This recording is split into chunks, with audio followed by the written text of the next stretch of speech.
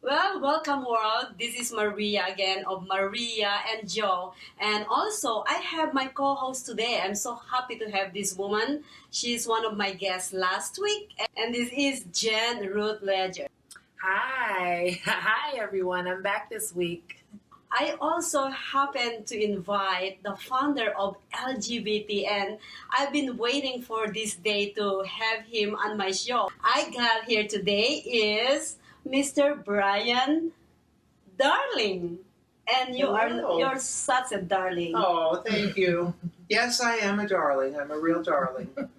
And audience, I should have here Mr. Evans Darling, but for I think he has something to do. And can you tell the audience what Mr. Evans doing? Well, Evan is my creative partner. He is a professional race car driver, and he just built a car. He does rally. I don't know a lot about racing. We're total opposites, Evan and I. He's a mechanic and a pro race car driver. I would much rather be getting a pedicure in the spa or having a nice dinner or hanging out by the pool somewhere. So, in that respect, we're very different, but we're not related. We just both happen to have the same last name, Darling. I've worked in the entertainment industry for, gosh, almost 30 years now. So I come from a completely different background than Evan does. And a number of years ago, Evan came out of the closet and he lost his racing sponsors. So at this particular point, when we met, we sort of were talking like, let's do a TV show or, an internet project or a streaming digital, I don't know what format it's really going to end up on. But we thought to ourselves, we're sort of like the LGBT odd couple because we're nothing alike, but we get along so well and we have this bond. We both have a passion for travel. So we've developed an adventure, travel, racing, odd couple. It's sort of like Speed Racer meets Charlie's Angels meets the odd couple. Yeah, that's interesting. So that's what our show is going to be about. We have a sizzle reel and a treatment and a deck and everything, a producer on board. Her name is Sherry. Well, you can find me at briandarling.com. It's very easy. There's a connect link. I'm also very big on LinkedIn. Evan is edarlingracing.com. And you can find us on Facebook and LinkedIn and all the Instagram and all the social media, Twitter. I think I'm on Twitter too. I'm not a computer guy, so other people have to help me with those things. Well, someone out there will be helping you. Well, Mr. Darling, you know what? I'm really. It's been an honor, sir, for me interviewing you today. Well, what I want to talk about is I know that you've been here in Vegas. You lived here in Vegas before, so I want to actually put out there to our viewers how does Vegas look like, the old Vegas? Well, I first came to Vegas in 1985, which is really right around the time when the movie Casino. That was right around the time that all that stuff was really going on in real life in the mid 80s. And the feds came in and they got the mob out, and the hotel that was the subject of that movie Casino was the Stardust Hotel. And in 1986, I believe, the feds just came in, they ran in, they jumped over the counter, they put the red, the yellow tape everywhere, and the whole thing came crashing down. Then after that, that was really the rebirth of Vegas when the Bellagio was built and the Treasure Island, MGM. The MGM used to be a tiny little hotel called the Marina Hotel. You know, that little front section that comes down? Yes. Well, that's the original building. Oh, wow. That's interesting. And, I was down on the strip today and we got off on one of the exits. It's like an 8-lane freeway, and it's a And it's a slow moving it's car. just a city street.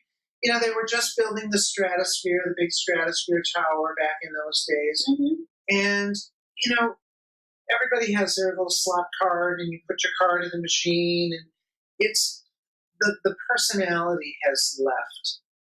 You used to have to get to know someone. It was all about personal relationships. It is. Do you know a certain pit boss or a certain casino host?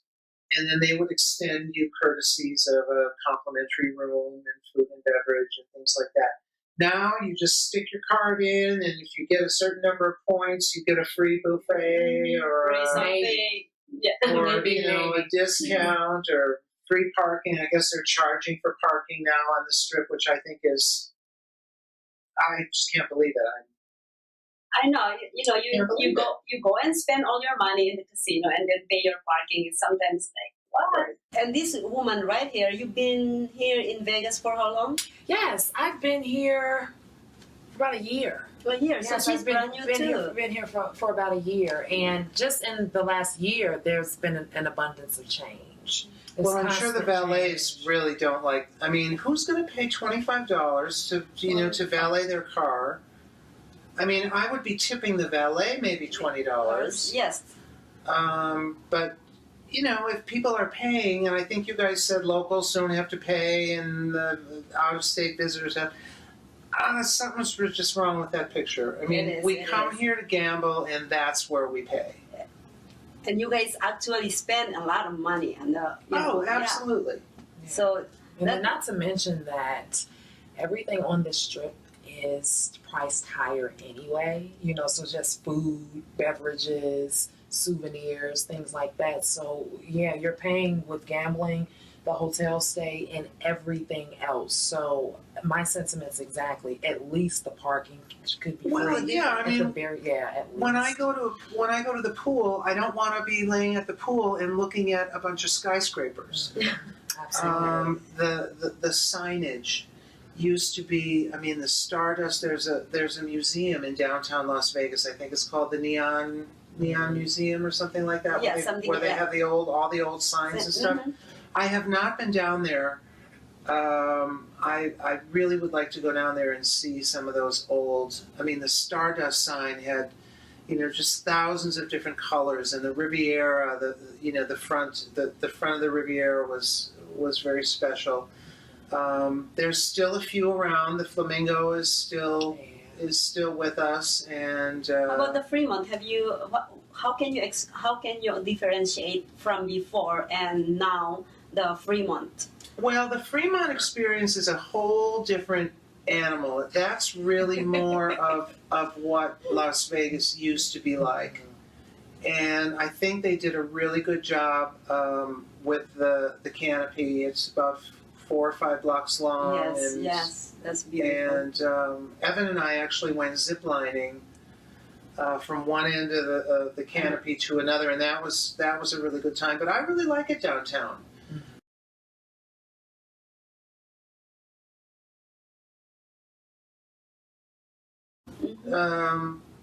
The clientele is a little bit different. There's a lot more locals down there. Right now we happen to be at the M, which I really like this property a lot for many reasons. It reminds me of the old Desert Inn. It's a little bit quieter. It's just a classy, clean property. It's out in the Southern Highlands, which is, used to be in the middle of the desert. I mean, there was nothing out here. Wow. When I lived here. Literally nothing. I do have one more question. Sure. If it's not too invasive. Sure. Now, did Evan ever find the Brian Darling he was originally looking for? Well, his brother's name is Brian Darling. Did he find his brother? Oh, yeah. Okay. His brother is, he appears on news programs. Okay. National news programs. So he was just, Googling, seeing what his brother was up to. He typed in Brian Darling, and my name came up on the search before his brother. So that's kind of how we met. Okay. But there is another Brian Darling out there that is fairly well known. He was the campaign. He worked on the Rand Paul presidential campaign. I know he spent some time at the Heritage Foundation. We've never met. So I'm not. I don't think I particularly have too many things in common with Evan's brother. But you know, Evan is gay. I'm gay, and you know, so we have that in common. And we both have the same name, Darling, and you know, we sort of it sort of grew very organically from that. Well, thank you, viewers, for tuning in today and helping me welcome these two people right here, Mr. Darling and Miss Ruth Ledger. All right, see you again next time. Bye bye. And that's